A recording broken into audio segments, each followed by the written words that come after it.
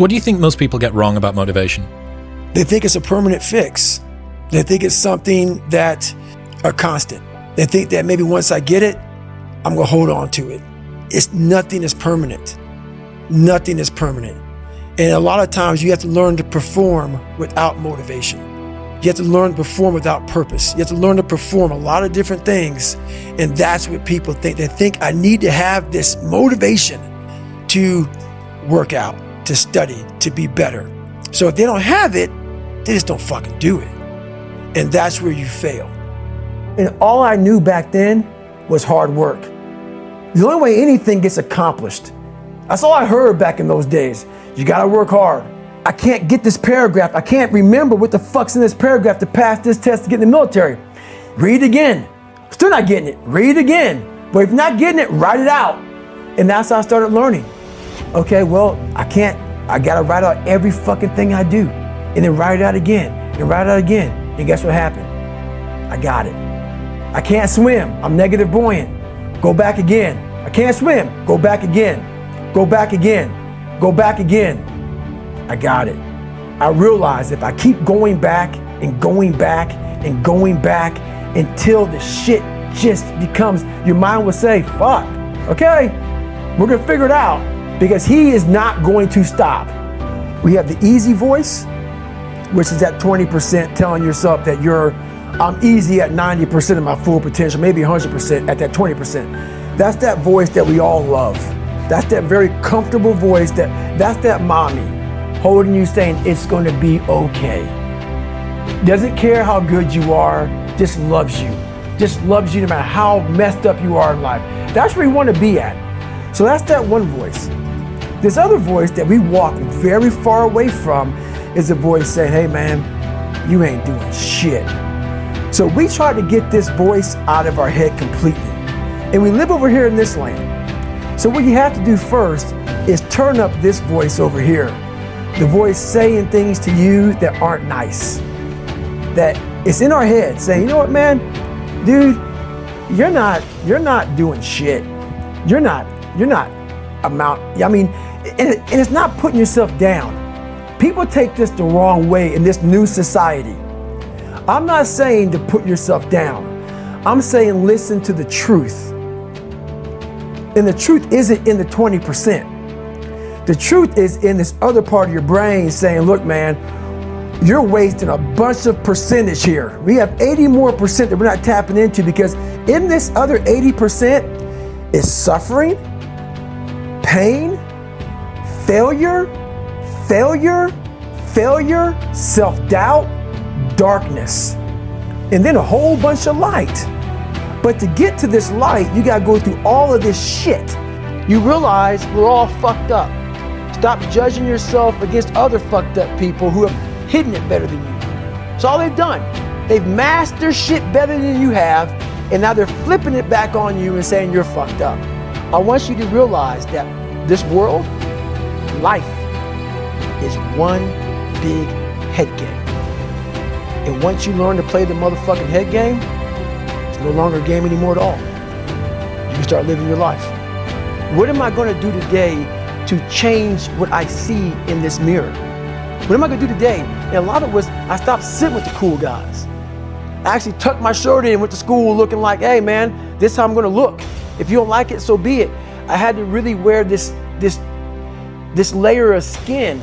I had to develop a really calloused skin on me to take whatever you're gonna call me, you're gonna call me. Whatever I'm gonna be, I want a geek, but whoever I am, you're gonna see me. You're gonna see me for who I am, because I need to change who I'm not.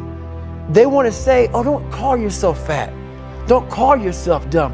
If you're not real and raw with who the fuck you are, nothing's gonna change. And in this nice new world that we live in, we wanna hear, you're just a little big. No, man, you might be fat.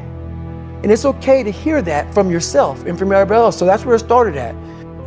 It's all back down to a very primitive mindset of we just have to do. It's like breathing. Breathing becomes normal. Like we don't even know that we're doing it. That's how you have to live your life. When that alarm clock goes off at 4 or 5 in the morning, Your mind says no. You just say, this is what we do. It's what we do now.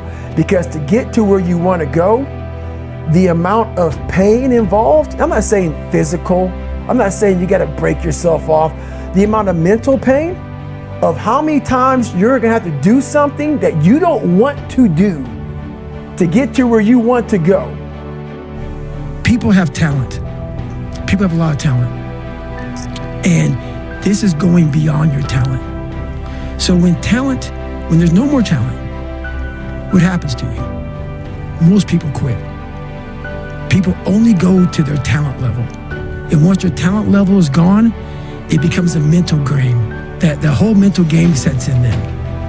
And most people can only perform to their talent. And they realize, man, why am I always messing up right here?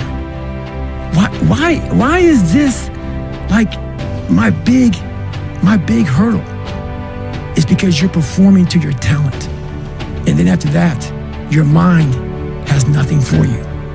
I see fighters, I see runners, I see people who they're great, but they get to the edge of their talent. It's like, fuck, man, what's up?